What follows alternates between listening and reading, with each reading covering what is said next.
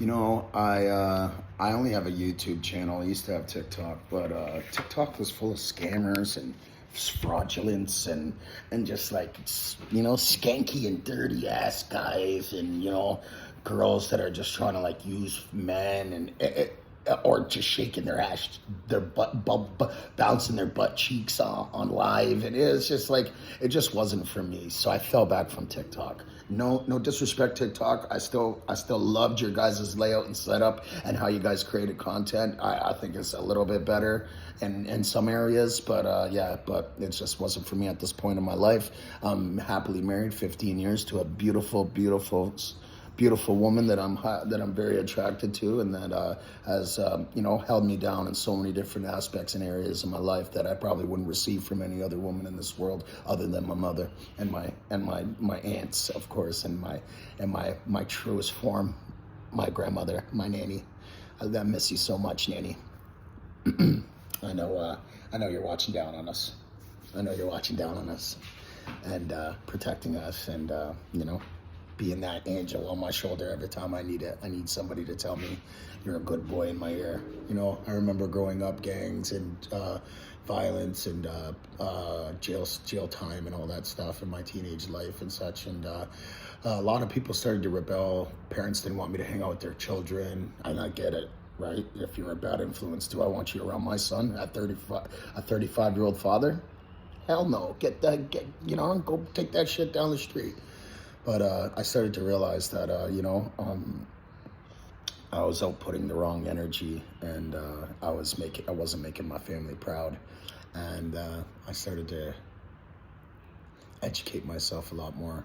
When I went to prison, I educated myself with sociology, anthropology, psychology, understanding Canadian law, entrepreneurism and business. The saddest thing is when I went in there, I was at a grade 7, 6 level of like not reading but math, but my reading and writing was at a grade 9. And so I was so embarrassed I didn't even want to tell my wife when they evaluated my education score, my IQ. I was so embarrassed. So and thank God for that embarrassment. Thank God for that self-reflection that made me fall back in full effect. I stayed in my cell, and I started doing independent learning courses. And then when I graduated high school, I immediately upgraded to college upgrade. I needed to get my English college upgrade for me to do these courses, for me to be accepted and all those as well. So I had to do that as well. I was an MMA fighter, MMA trainer, MMA enthusiast, and an MMA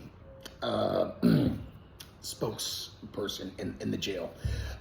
Instead of getting involved in gangs and drugs and trafficking and drug use and how easily you can get caught up in that place, bro. Sis, father, mother, whoever is listening, it's not a place that you want to go to. The first day that I went in there, when I heard the buzzer go, and unlock my door, come on. I walk out and I go, and I see this tall Somalian fella from Southside Ottawa, and then another guy, shorter what he is. Sorry, they were, Malis, the Somalians. He was, my brother. Shout outs to all my brothers, and you know what I mean. And rest in peace, Omar Kadar, my brother Sparky. So, but at the same time, they started to stab each other immediately. The little fella got it in his neck, and they fell to the ground. I heard over the PA system, clear the floor. They threw these little balls, and they're like bouncing around, and they were coming with riot shields. They pumped on that kid's chest for about 25, 30 minutes before they got him off the unit. I knew I wasn't in Disney camp anymore. I wasn't in Disneyland. I wasn't in, Final Fantasy Island, Canada's Wonderland. I wasn't in Hamilton Wentworth Barton Street Detentional Center. You know what I mean? So I knew right then and there that I was in the big leagues, and you know what I mean, just because of my history, my convictions, and all the violence and the affiliations, the criminal affiliations that I made for myself when I was consciously stupid. yeah, that's what placed me amongst the gladiators, and yeah, so I had to, and the most worst thing is that you have to become a gladiator to live and survive with the gladiators. So a lot of PTSD comes from a lot of the combats and the violence and the bullshit life that I was living. And so I fell back in full effect, like I was saying, back to what I was saying. I'm sorry, I get sidetracked a lot. I fell back to my cell, and I worked out 3 times a day like an absolute maniac.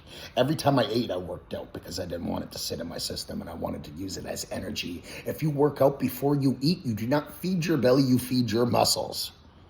Take that in, I'm telling you. Remember what I just said. If you work out before every workout, it's called a post-workout meal. Your body's still in this, and you need to eat within 30 minutes of after pushing that weight. And obviously, you're not just going to start eating like a cheeseburger and like, you know what I mean, a poutine and shit like that, right? You're gonna go to your diet and your fixed regimen. So, but what I'm saying is that, if you eat before your work or after after your workout. I'm sorry, I'm getting a little sidetracked myself here in a little brain fog. If you eat after your workout, you do not feed your belly, you feed your muscles. So what I would do before every meal, and my wife would be like, "Oh, food's ready, come in." I'd go in there and I'd bust off like 4 bench presses, 4 curls, 3 sit-ups, you know what I mean? And just a minor workout. I don't go in there and start flexing in the mirror like other people, or they go and use it like a social club. I go in there, I push that weight to the very fullest, and I get my job done. And then I get back out and I start living my life in my leisure time and doing the things that I like to do and the things that I desire to do. So like I said, if you're going to eat, eat before, after a workout. Sorry, I keep saying before. Eat after a workout. Probably gonna have to redo this video, and if I don't, you guys get the raw footage. This is the raw reaction. I don't stage it. I don't write it. What you see is what you get. This is who I am. My name's Shane Gagne. A lot of people know me as Ryder or SMan. Everyone's best man. The General, over and out. Critical Minds.